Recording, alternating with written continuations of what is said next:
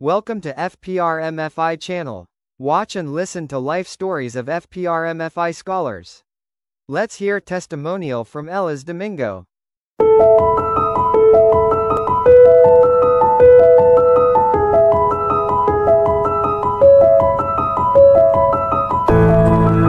Alam niyo ba na minsan ang pinakamalaking pagbabago sa buhay natin ay nagsisimula sa isang maliit na hakbang?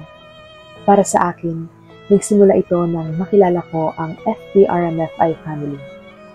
Magandang araw po sa inyong lahat. Ako si Elas Domingo at ito ang aking kwento. Bago ako maging bahagi ng FPRMFI family, dala-dala ko ang maraming pangarap pero madalas ay may kasamang pangamba at alinlangan.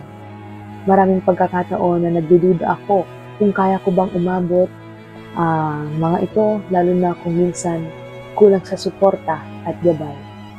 Pero noong sumali ako sa foundation, parang unti-unting lumiwanag ang landas.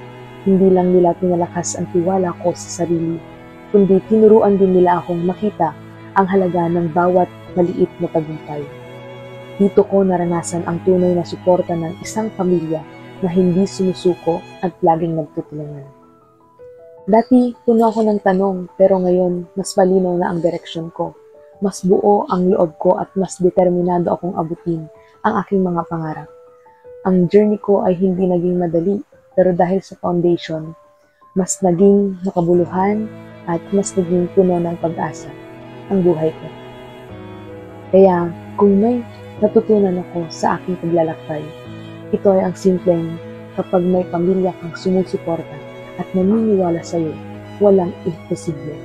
At yan ang FPRMFI family na para sa akin, ito ay isang tadhana.